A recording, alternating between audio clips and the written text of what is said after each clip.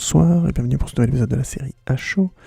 Le film d'aujourd'hui s'appelle Millennium Actress. Il a été réalisé par Satoshi Kon. Il est sorti le 23 octobre 2003 ou le 11 avril 2005. J'ai pas réussi à trouver une date définitive en DVD en France. Ouais, je vous le dis tout de suite, c'est vraiment très triste que ce film soit sorti qu'en DVD en France. Mais bon, c'est un fait historique, avéré, malheureusement.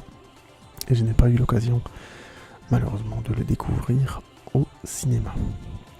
Et c'est bien dommage, mais je reviendrai là-dessus. Et il est sorti au Japon le 14 septembre 2002, c'est-à-dire grosso modo ou un an, ou 3 ans plus tard, plus tôt qu'en France. Millennium Actress, c'est pas un film inconnu, hein, c'est un film d'animation japonais, petite renommée quand même, sans compter que Satoshi Kon est un réalisateur apprécié, et que donc il a été vu, mais je trouve qu'on n'a pas assez parlé de ce film à mon goût. Donc j'ajoute ma petite microscopique contribution au torrent d'internet pour ce film, qui le mérite quoi. Mais comme vous connaissez probablement pas, ou ceux qui connaissent un petit peu, mais bon, je pense que la majorité vous connaissez pas, j'enchaîne sans préambule plus long par le pitch. Tachibana est un grand admirateur de l'actrice Chiyoko Fujiwara, dont il regarde les films avec passion. Et aujourd'hui, il part pour filmer une interview de l'actrice, alors qu'elle s'est retirée de la vie publique depuis 30 ans. Accompagné de son cadreur Ida, il grimpe la montagne et derrière un pont en ruine, ils entrent dans une maison ancienne où ils rencontrent, ému, Chiyoko. Ses cheveux blancs et son visage finement ridé disent l'élégance malgré les années, et un kimono printemps éteint. Chiyoko commence à raconter sa naissance lors d'un tremblement de terre qui a provoqué la mort de son père, la vie dans la boutique de son père, le nationalisme rampant au Japon, le refus de sa mère de la laisser faire du cinéma alors qu'un producteur l'avait repéré, sa colère dans les rues contre les affiches de propagande, sa course pour évacuer sa tristesse jusqu'à ce qu'elle heurte un jeune peintre au visage sombre. Il est pourchassé par la police, alors elle le sauve. Il lui dit qu'il vient d'un pays lointain, la Mandchourie, où, quand il neige, le calme donne la sensation d'être sur une autre planète. Chiyoko rêve. Il lui promet de l'emmener là-bas.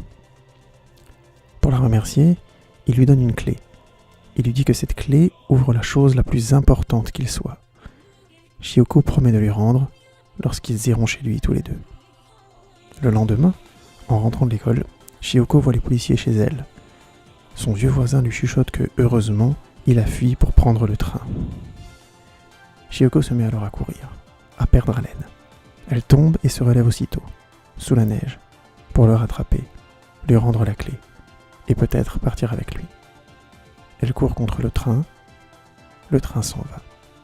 Elle tombe sur le quai de la gare. Tachibana et son cadreur la rejoignent, dans la gare. Ensemble, ils vont courir après cet homme, à travers les films, la carrière de Chiyoko, l'histoire du cinéma japonais, et un siècle d'histoire du Japon, sous le talisman de cette clé. Oui, je me suis un petit peu lâché cette fois-ci, je suis d'accord avec vous. Millennium Actress est un film que j'ai beaucoup regardé.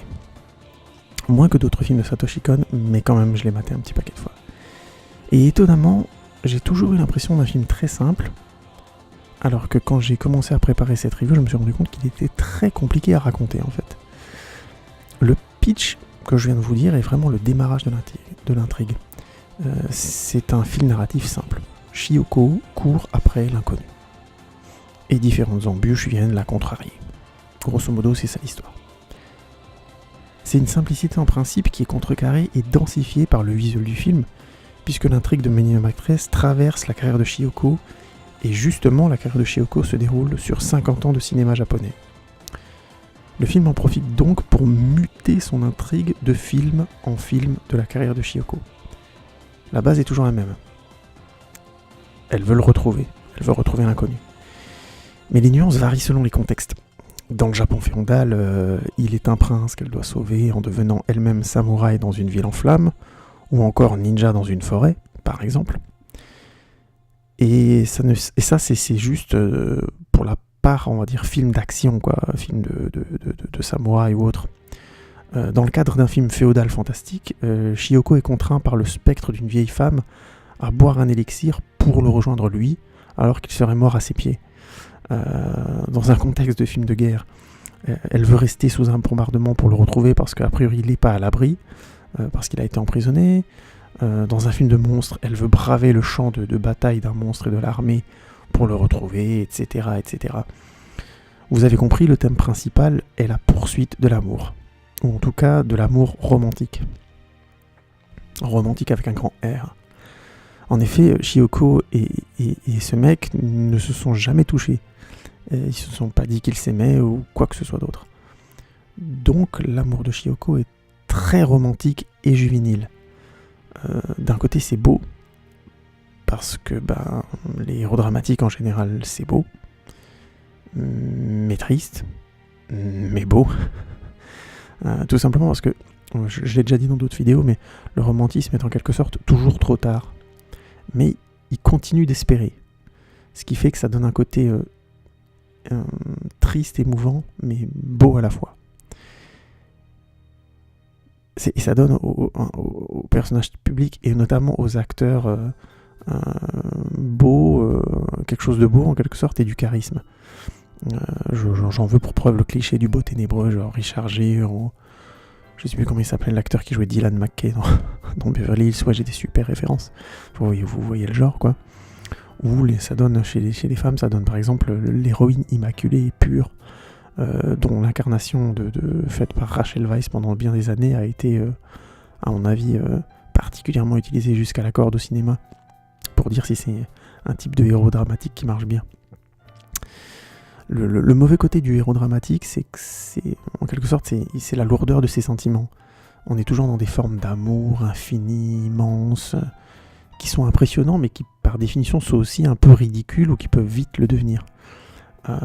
Donc ça peut être vraiment lourd de suivre une histoire où un personnage d'un film est toujours désespéré, toujours triste, toujours à la poursuite comme ça d'une sorte d'amour idéal, machin. C'est d'ailleurs une des critiques récurrentes sur Millennium Actress qui est vraiment justifiée. Le perso chiale tout le temps en courant, et donc au bout d'un moment c'est un peu lourd, quoi. Et c'est vrai. Mais je trouve que c'est une critique qu'on peut pas trop faire à Millennium Actress parce que le film est transparent, et ce dès la première séquence. Shiyoko, dans la première séquence, on voit Shiyoko qui monte dans une fusée en disant qu'elle doit le rejoindre, donc l'inconnu. On lui répond que si elle part, elle ne pourra pas revenir, et sa réponse à elle est de sourire en disant merci. Une sorte de sourire qu'on peut pas trop interpréter, quoi. Une sorte de sourire triste, mais c'est difficile à dire. C'est vraiment une séquence qui est l'archétype du héros dramatique, hein. Ce besoin irrépressible de l'impossible, du toujours trop tard, avec l'attribut numéro 1 du héros triste et qui semble bizarrement justifier tous les sacrifices les plus absurdes, le sourire. Donc, je caricature, mais je trouve qu'il y a vraiment trop de films où c'est ça, quoi. Le héros, il dit je vais me sacrifier, et puis il trouve une dernière vanne ou un machin pour sourire, quoi. Alors qu'en fait, il va mourir, on va faire quelque chose de complètement absolu. Enfin voilà, vous voyez le genre, quoi. Et donc, Millennium Actress, dès le début du film, est très honnête sur sa démarche. On va suivre un héros dramatique jusqu'au bout. Je veux dire, elle part dans une fusée dès le début. Donc à un moment donné, voilà, quoi. On pose quand même les choses là, quoi. Et le film se passe pas, nous dit clairement que le film va pas se passer dans l'espace. Mais je reviendrai sur cette image, probablement dans une partie spoiler, mais bon, on verra ça plus tard. Par contre, comme dit avant, même si a priori l'histoire centrale est très simple et donc potentiellement ennuyante, l'intrigue est très labyrinthée et complexe. Déjà narrativement, cela s'explique par le fait que Shiyoko a une vie trépidante. D'abord, elle a grandi entre les deux guerres, puis elle a vécu la Seconde Guerre mondiale, et ensuite elle a une vie d'actrice très très riche. Il y a un rebondissement où elle a une première partie de sa carrière, elle s'est mariée, ensuite elle s'est séparée, elle a recommencé à être actrice, bref. Ensuite, stylistiquement parlant, cela s'explique par le passage par les différents films qui créent des changements visuels très forts, des transformations qui sont instantanées et qui utilisent toutes les techniques du cinéma. Les fondus, les balayages, les raccords de dialogue, les travelling, les raccords dans le mouvement, etc., etc. Il y a beaucoup de transitions. Ces transformations visuelles sont la marque de fabrique de Kon Satoshi. Et ensuite, scénaristiquement, l'intrigue principale que je qualifiais de simple a aussi en fait quelques rebondissements. Des rebondissements qui évidemment s'imbriquent dans les récits des films par plusieurs outils. Déjà visuellement, comme dit avant, en soignant la continuité de l'action. En général, le personnage de Chiyoko change d'époque dans le mouvement. C'est un exemple parmi d'autres, hein, sinon c'est aussi des retours par dialogue. Vous aviez rencontré telle personne et boum, on voit la personne dans un autre contexte, ainsi de suite. Ensuite, les personnages de Tachibana et du cadreur Ida, avec sa caméra de poing, interviennent dans le récit de Chiyoko directement. Tachibana, en tant que fan de l'actrice, il devient un personnage récurrent qui aide Chiyoko à avancer. D'ailleurs, très très souvent dans le film, très vite, une des mécaniques, c'est que Chiyoko est bloquée et c'est Tachibana qui lui permet de réavancer. Mais vraiment très souvent. Tandis que le cadreur Ida, il a un rôle plus étrange, entre guillemets. Dans l'intrigue, il est souvent surpris d'être sur les lieux des films, très souvent. Il évite des flèches, il se protège d'une explosion. Bref, il devient un caméraman documentaire qui filmerait des événements historiques et insolites sans vraiment comprendre ce qui se passe, en étant toujours un peu en train de courir, en tout cas une grosse partie du début du film. Et du coup, ça renvoie le film à son absurdité de vraisemblance. C'est tout simplement impossible de vivre un récit en direct. Mais ça donne un côté didactique, humoristique à ça. Et pour accentuer cela, cet axe-là, Ida se moque ouvertement et régulièrement de Tachibana. Et même de Chiyoko, les trouvant souvent ridicules dans le drame, où Chiyoko et Tachibana se complaisent un peu par moments, et le film choisissant très chirurgicalement de les rendre ridicules à des moments précis. Et du coup, il renvoie le film un peu à son romantisme suranné, et romantisme qui peut être vraiment souvent comique. Mais je trouve que le film a l'intelligence justement de taire Ida et Tachibana quand Chiyoko est confrontée au nœud de l'intrigue qu'est l'inconnu. Donc le fameux homme qu'elle essaie de retrouver. Et tous les moments où elle le rattrape en quelque sorte. Et donc ces différents moments sont joués dans les différents films comme une boucle qui répète sans arrêt aussi le moment où Chiyoko a rencontré et sauvé l'inconnu. Mais dans chaque époque, des nuances viennent tordre l'histoire de départ et la transformer petit à petit. Par exemple, dans l'histoire initiale, comme je le disais dans mon pitch, Chiyoko ment aux policiers de l'Empire japonais, et cela fonctionne. Elle arrive à sauver l'inconnu. Dans la seconde version, ou dans une des versions de cette histoire, je ne sais plus la combienième c'est, Chiyoko est dans le Japon féodal, avec les samouraïs et tout, et elle ment au Shinsengumi, la police samouraï de l'empereur, et cette fois-ci, le policier qui revient régulièrement dans l'histoire, qui a je crois un œil de verre et une balafre, il ne la croit pas. Et du coup, c'est Tachibana qui est obligé de sauver Chiyoko. Et bien sûr, dans chacune des versions, les personnages sont les mêmes, comme je disais, ils s'adaptent juste à l'époque. On a tout le temps Chiyoko, tout le temps Tachibana qui s'adapte, mais aussi, par exemple, le fameux policier qui court après l'inconnu. Donc tous ces éléments que je viens d'énumérer rendent le film très organique. Organique, c'est-à-dire agité, vivant mais cohérent. Et du coup, ça le rend trépidant. Alors attention, trépidant, comme je disais avant, pour peu que l'on ne se crispe pas sur le côté héroïne romantique, dont le seul objectif est de retrouver le gars, quoi. Elle change vraiment pas d'objectif du début à la fin du film, faut être clair là-dessus. Mais sans cela, Millennium Actress, c'est un film vraiment exceptionnel. Je trouve que c'est un symbole de romantisme dans ce qu'il a de beau et d'horrible aussi. C'est une course en avant d'une énergie folle et d'une folie énergique. C'est un film à voir, tout simplement un film à voir, absolument. Alors on est d'accord, hein, si on n'aime pas Satoshi Kon, c'est pas ce film qui va vous réconcilier avec sa filmographie. Hein. Déjà que sa filmographie est pas très grande. Et en plus, je pense pas que Millennium Actress soit son meilleur film. J'ai déjà fait une vidéo sur Paprika. Je pense clairement que c'est Paprika, mais bon. Il a fait aussi Tokyo Godfather, il a aussi fait Perfect Blue, donc ça se discute, quoi. Mais de ma perception, c'est vraiment Paprika. même si sa série Paranoia Agent est aussi géniale. C'est un petit chef-d'œuvre. Bon, bref. Mais malgré ça, bien que ce soit pas son meilleur film, c'est un film dingue. Déjà parce que c'est un film qui a été fait entre 98 et 2000 et que il était dessiné à la main avec très peu d'effets numériques, ce qui donne une patte très vivante et qui aujourd'hui simplement n'existe plus. Et c'est dommage parce que je trouve que ça donne un côté vraiment organique à Millennium Actress, un style de patte que je retrouve plus maintenant.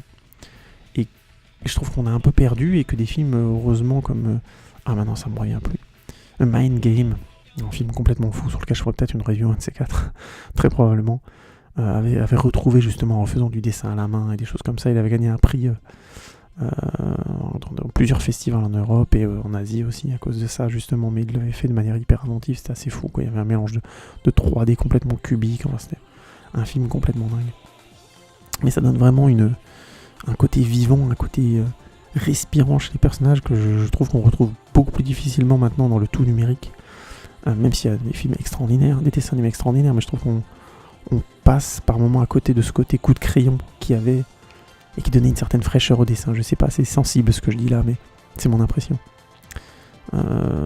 Et malgré ce que je dis là, il faut bien comprendre que le film, c'est impressionnant de précision, quoi. Les gestes des personnages, les courses et tout est fait à la main, donc il y a des séquences entières où le personnage court, heurte des choses, dépasse, fait vraiment des gestes très subtils et c'est incroyablement bien fait, quoi. Et rien que pour ça, le film est vraiment exceptionnel, quoi. Je pense pas qu'il faille être un amoureux de l'animation pour se rendre compte de ça. Alors, je veux faire aussi quand même une petite parenthèse obligatoire sur la musique de Suzumu Hirasawa, puisque j'ai vu le making-of et j'ai la chance d'avoir un DVD où il y a un petit making-of anglais qui est très très bien, qui est très sympathique comme making-of. Non, il n'est pas très très bien, c'est juste un bon making-of, il y a quelques éléments qui sont évoqués, d'autres beaucoup moins. Mais dans ce making-of, Kon dit quelque chose de très intéressant que je ne savais pas, ou que j'avais pas entendu sur lui, où il parle de l'importance dans le film d'avoir des musiques qui ont une personnalité forte. Il compare ça, ce type de musique, à la musique de cinéma qui en général, c'est une musique d'accompagnement, c'est une musique qui disparaît derrière l'image. C'est rare les films où la musique est vraiment je dirais pas en collision ou en bataille avec l'image, mais disons qu'elle assume complètement d'être une musique et d'être hétéroclite de l'image s'il le faut. Pas seulement pour faire strident ou pour faire des effets de peur, mais tout simplement parce qu'elle est une musique. Et je trouve cette idée très très intéressante et ça résume vraiment bien la collaboration entre Satoshi Kon et Hirasawa, évidemment avec Perfect Blue, mais aussi sur Tokyo Godfather, ou même dans la série... là je suis pas sûr que ce soit Hirasawa qui a fait la musique sur la série Paranoia Agent, mais je pense. Et je trouvais que la musique était incroyablement présente et avait une très très très grosse identité. Bon, c'est un peu plus facile sur une série télé, puisque il y a un générique, mais récurrent, mais je crois que les musiques internes aussi, oui, c'est Hirasawa qui a fait la musique, bref. Et effectivement, Millennium Actress, c'était la première collaboration entre eux, qui s'est donc terminée avec Paprika. Et déjà, les thèmes sont vraiment très très forts. Le thème du générique qui est tout en mélancolie douce, sur les extraits de films de Shiyoko qui se rembobinent. Ça marque déjà le film d'un double ton complexe. Il y a une légèreté dans la musique qui contraste avec... un peu en tout cas, avec la vie de Shiyoko et cette course incessante qui semble s'accélérer là dans ce rembobinage de bande où arrive le titre de film. Le thème de musique aussi qui suit souvent les moments de course et qui revient régulièrement puisque on voit clairement Shiyoko courir les 3/4 du film après l'inconnu. C'est une sorte de thème de piano rapide et dramatique, mais qui est en même temps quelque part léger. J'ai du mal à l'expliquer, il y a un côté comme ça, petite touche, c'est pas des notes graves, il y a quelque chose comme ça de la légèreté malgré tout dans cet air. Pourtant c'est un air dramatique. Et je trouve que c'est ça, c'est une sorte de mélange de drame et une note de douceur et de légèreté qui traverse tout le film. Et du coup ça me fait penser aussi, pour clore cette petite parenthèse sur la musique, ça me fait penser aussi au principe d'écriture du film, qui a commencé en fait sur l'idée d'un producteur qui voulait travailler absolument avec Satoshi Kon, mais qui n'avait pas vraiment d'idée. Il voulait que faire un Perfect Blue, mais en même temps il voulait pas, il voulait plutôt un film sur le thème du trompe-l'œil. Et du coup Cohn ne savait pas trop quoi penser de ça, il savait pas trop ce qu'il voulait raconter, et du coup il a demandé à Sadayuki Murai de lui écrire une histoire, ce que Sadayuki Murai a fait, et du coup Cohn faisait des critiques sur l'histoire, il disait je veux plutôt ça aussi, machin, Murai réécrivait, renvoyait à Cohn qui leur disait attends je verrais plutôt si ça, machin, et petit à petit ils ont avancé comme ça jusqu'à ce qu'ils soient tous les deux satisfaits, et visiblement ça a été un long processus. Et ce qui est marrant, c'est que ce rythme de va-et-vient, en quelque sorte, on le sent dans l'histoire du film. Parce que le film est en quelque sorte fait d'aller-retour. Et ça, c'est, je trouve, un truc assez étrange de rendre compte que le processus d'écriture a autant marqué stylistiquement le film. Et c'est aussi visuel. Et on sent vraiment un travail, pour le coup, plus d'art plastique, entre guillemets, que de scénario classique. Il y a vraiment des allers-retours incessants dans le film entre le récit et l'affection, entre la réalité et les souvenirs, entre le passé et le présent, et aussi entre les rêves et le rêve et le fantasme. C'est vraiment très très fort. Il y a, quand je dis réalité et fiction, rien que la clé quoi, qui est supposée ouvrir quelque chose, mais au final il y a vraiment cette sensation dans le film qu'elle n'ouvrait rien. Enfin voilà. Difficile de ne pas prendre ce cadeau de l'inconnu comme une sorte de symbole plus que comme un réel objet qui aurait dû ouvrir ou fermer quoi que ce soit. Et donc, tout ce que je viens de vous raconter, ça fait quand même beaucoup, ça tient dans 1h20 quoi. C'est quand même très court. Et quand je dis 1h20, c'est générique compris, sachant que le générique est très lent, je pense que vous pouvez au moins mettre 4 minutes, je pense que le film dure 1h15. Et je trouve cette durée relativement courte rend le film encore plus organique et énergique. Mais aussi un peu confus, faut être honnête, faut être aussi un peu confus, parce que j'ai pas parlé forcément des défauts. Du coup ça la rend un peu confus et parfois même un peu lourd.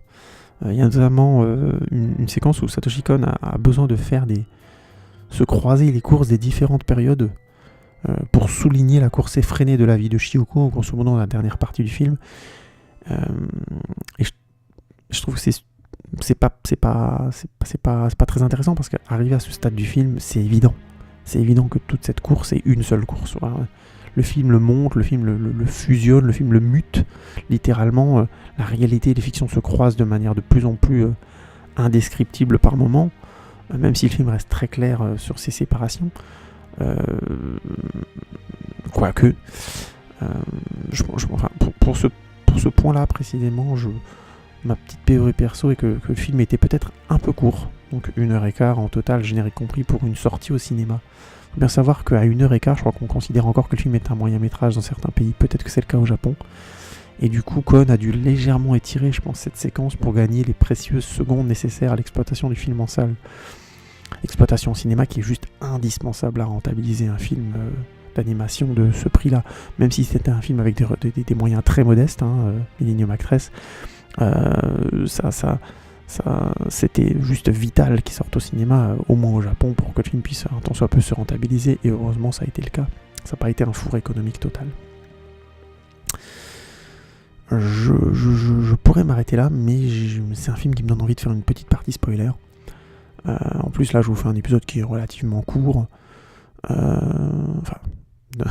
Court, vous me connaissez, j'ai pas nommé ma chaîne un mec qui parle trop pour rien. Je vais donc faire une petite partie spoiler maintenant, parce que c'est un film que je trouve simplement très très très fort et que j'ai encore envie de vous pas en parler. Mais si vous l'avez pas vu, honnêtement, arrêtez-vous là, j'ai assez spoilé comme ça, j'ai pas spoilé beaucoup mais j'ai spoilé déjà pas mal. Allez le voir, c'est une expérience exceptionnelle, c'est un film à voir une fois. Dommage si vous pouvez pas le voir au cinéma évidemment, parce que c'est un film qui a l'ampleur du cinéma, dans sa mise en scène, c'est quelque chose de difficile à voir sur une télé. Moi je l'ai regardé beaucoup de fois et donc je bave devant la qualité exceptionnelle du cadrage et de la mise en scène globale qui fait que le film il y a un dynamisme, une puissance dans les plans qui est juste vraiment, il me scie moi à chaque fois. Donc je regrette beaucoup de l'avoir jamais vu au cinéma. Donc si vous avez eu l'occasion de le voir sur un très grand écran, ainsi de suite, allez-y, éclatez-vous. Et puis vous reviendrez pour cette petite partie spoiler, parce que je pense pas que je vais faire encore une demi-heure là-dessus. Merci pour votre écoute à ceux qui s'arrêtent donc ici, et on se retrouve pour la partie spoiler une prochaine fois, et puis ceux qui me suivent, on y va. Donc, la partie spoiler. Comme dit avant, Shiyoko court après l'amour. Mais, comme je le disais un petit peu déjà dans la partie avant, Satoshi Kon a pensé ce film comme un trompe-l'œil. Et je vais m'expliquer pourquoi il y est parvenu. Shiyoko dit tout le film qu'elle souffre que l'inconnu ne soit pas là. Elle souffre de le chercher, elle souffre de ne pas le trouver, elle est désespérée. Mais en même temps, elle ne peut pas abandonner. Et à ce niveau-là, je trouve que la séquence du spectre dans le film, de la vieille dame, éclaire beaucoup en ce sens. Dans une séquence qui se trouve dans le Japon féodal, alors je sais que je suis dans la partie spoiler, mais pour ceux qui écoutent sans avoir vu le film, j'explique un tout petit peu. Shiyoko se retrouve dans un Japon féodal où elle est une princesse et où l'inconnu est mort, gisant à ses pieds mort. Et là arrive le spectre d'une vieille dame qui lui propose donc, comme je disais dans le pitch, non c'est pas dans le pitch, dans la première partie, de boire une potion pour mourir et être sûr de rejoindre son amour. Elle boit la potion et là le spectre rigole en disant que c'était un spectre qui lui a donné que c'était une potion qui lui a donné la vie éternelle et qu'elle courrait sans arrêt, qu'elle souffrirait à essayer de retrouver son amour jusqu'à la fin des temps, quoi. Et là, la princesse demande au spectre, mais pourquoi vous me haïssez tant ? Et le spectre lui répond, je t'aime de tout mon être et je te déteste tout autant. Et ça s'explique simplement par le point suivant, c'est que je pense qu'elle aime sa jeunesse, elle aime l'intensité de la recherche de l'amour, la force, le courage, la détermination que ça lui donne, et je pense aussi quelque part l'admiration que ça crée dans le regard des autres et qui est synthétisée par Tachibana. Il y a quelque chose de narcisse un peu chez Shiyoko malgré tout. C'est pas une pureté immanente, il y a quelque chose de discutable à ce moment-là. Elle est devenue actrice, elle n'est pas devenue n'importe quoi, et même si c'est un peu un accident, elle était déçue quand sa mère voulait pas qu'elle devienne actrice. Il y avait quelque chose comme ça du désir déjà de l'image qui est vendue dès le début du film. Et donc le spectre, bien sûr, c'est elle et qui peut pas s'empêcher d'être amoureuse de sa propre image de jeunesse et de son propre aveuglement amoureux, de la force, comme je disais, du courage, de la détermination, de toute cette énergie extraordinaire que ça lui donne envers et contre tout. Du but que ça donne à son existence aussi. Et donc elle se hait aussi parce que c'est une torture, tout simplement, d'être toujours insatisfait émotionnellement et de se complaire dans une jeunesse éternelle qui ne sera pas éternelle. Surtout si en plus le désir l'objet du désir n'existe pas. C'est une souffrance qui en quelque sorte est entretenue. C'est pour ça que le moment où il y a ce fameux accident, pas peu de temps avant la fin, sur le tournage, où Tachibana la sauve, et où elle sort, elle voit son reflet vieux dans le casque, elle comprend, comme elle explique à Tachibana, que elle veut pas retrouver son inconnu en étant avec cette image-là, en étant une vieille femme. C'est vraiment quelque part le mythe de la jeunesse qu'elle a entretenu et dans lequel elle s'est entretenue et dans lequel le monde du cinéma l'a entretenue et ses fans l'ont entretenue. Il y a quelque chose comme ça de très malsain, mine de rien, du culte de sa propre image après lequel Shiyoko court et fuit quelque part sa vieillesse et veut fuir quelque part sa vieillesse. Et c'est ça que je trouve assez incroyable dans ce film. Il le synthétise vraiment avec densité, parce que le film est léger dans son déroulement. Mais en même temps, il sait mesurer ces séquences qui sont particulièrement cruelles et tristes. Parce que voilà, le vieux spectre, c'est quand même Shiyoko qui se maudit elle-même, qui se dit à elle-même, tu seras toujours malheureuse, tu seras heureuse de courir, entre guillemets, après ce spectre, mais tu seras toujours profondément malheureuse. Il y a quelque chose comme ça d'assez terrible et de toujours impossible. C'est vraiment là comment dire, comme je le disais dans la première partie, un fantasme romantique très fort, mais je trouve que sans spoiler un petit peu, j'aurais pas pu expliquer à quel point c'est vrai. Il y a aussi donc l'autre séquence, je trouve, qui va dans le même sens, du fameux vieux policier là, qui a donc arrêté l'inconnu, qui retrouve Shiyoko, Et on voit donc qu'il est dans un...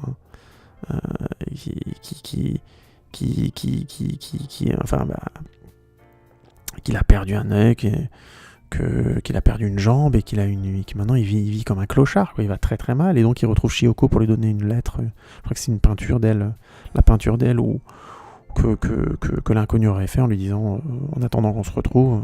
Je sais plus exactement ce qu'il y a marqué sur la peinture, et puis Shiyoko s'enfuit avec la peinture en décidant que c'est un signe du destin, quoi. Et donc elle lui demande pas ce que l'inconnu est devenu, alors que l'aspect du vieux monsieur, enfin du policier, là, lui hurle au visage que l'inconnu il est mort. Shiyoko ne voit vraiment que la relance entre guillemets romantique, quoi. C'est quand même très très noir comme séquence, mine de rien. Et même si Tachibana est cruel envers Shiyoko d'une certaine manière en la laissant dans son illusion toute sa vie pour pouvoir profiter de son actrice, de son image romantique qu'il sacralise, littéralement, on peut pas dire les choses autrement, je trouve que c'est assez lisible que Shiyoko ne veut pas voir non plus la possibilité de disparition de l'inconnu, de l'amour, du fantasme, de l'amour pur. Quelque part c'est compréhensible, mais c'est cruel. C'est cruel parce qu'au final l'inconnu a été un prétexte. Or il a existé, et il est mort dans d'atroces souffrances, quoi.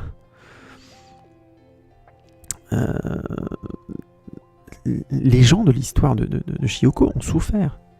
Et quelque part, Shiyoko a un peu fui tout ça en courant après une illusion ou un rêve. Elle a un peu survolé les choses de la vie. C'est donc quelque part irresponsable et cruel. Mais en même temps, elle a vécu.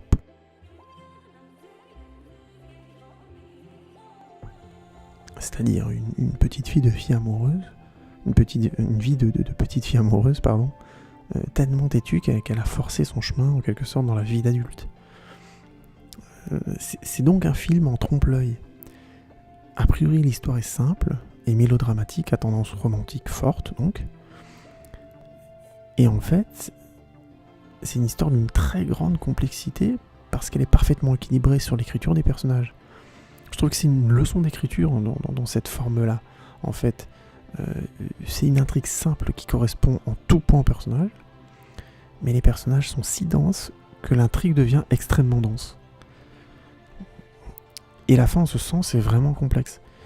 Shiyoko réalise qu'elle a aimé plus courir après lui que l'aimer lui, ce qui en quelque sorte est cruel, dans son sens à lui, mais Shiyoko a visiblement essayé de toutes ses forces de le retrouver et de le sauver. Donc c'est discutable. Ou tout du moins, du point de vue de Shiyoko, elle réalise qu'elle a vécu la vie la plus proche possible de son rêve. Même si ce rêve était insensé ou surtout immature d'une certaine manière. Ce rêve l'a menée le plus loin qu'elle pouvait aller. Et le plan de début et de fin du film montre cette destination, vers les étoiles. Millennium Actress, c'est vraiment un film sur la quête forcément névrotique, un tant soit peu, de l'ultime. L'ultime, c'est en quelque sorte l'horizon écrasant, mais en même temps fascinant, qu'on ne peut pas s'empêcher de vouloir atteindre. C'est un thème artistique extrêmement fort et récurrent. Beaucoup d'artistes travaillent là-dessus, beaucoup d'auteurs. Je vous passe les détails. Et même si c'est autodestructeur, les gens qui essaient d'atteindre cet ultime sont souvent admirés pour ça. Et ça peut les pousser jusqu'au bout, c'est-à-dire l'épuisement total. Et c'est symbolisé dans le film notamment par les tremblements de terre qui reviennent à chaque moment critique de la vie de Shiyoko, comme pour secouer son corps et la faire vieillir, lui donner un coup. La secouer pour lui dire « il faut encore que tu essayes, bien que ce soit en vain ». Dès qu'elle doit choisir vraiment, en quelque sorte, le choix a vraiment une importance, la terre tremble et semble vouloir la tuer, la blesser, elle. Et d'ailleurs, elle finit quelque part par y arriver. Mais ce symbole ne fonctionnerait pas sans le symbole de la clé. La clé qui n'ouvre rien, mais qui est là pour rappeler qu'il faut chercher. Chercher par-dessus tout, au-delà de tout, même de soi. Parce que c'est la seule adrénaline, en quelque sorte, qui compte. Et ce, même si si ça veut dire chercher jusqu'aux étoiles. Voilà, je pense que je vais m'arrêter là parce que je commence à faire de la métaphore, des métaphores filées de ce que j'ai déjà dit avant. Merci d'avoir écouté cette petite partie spoil en plus, et puis ma critique de Millennium Actress. Si vous n'avez pas vu le film, découvrez-le. Ça me ferait... ce serait cool pour vous, parce que c'est un putain de bon film. Voilà, tout simplement, je vais pas en rajouter. Merci encore de votre écoute. J'avais dit dans une précédente review que je mettrais les épisodes sur un podcast. J'ai un petit souci en ce moment, mais dès que ce sera mis en route et que le podcast fonctionnera, je vous donnerai les liens et ainsi de suite. Je sais pas encore trop me débrouiller avec SoundCloud, mais ça devrait venir. Merci encore pour votre écoute. Regardez Millennium Actress, et puis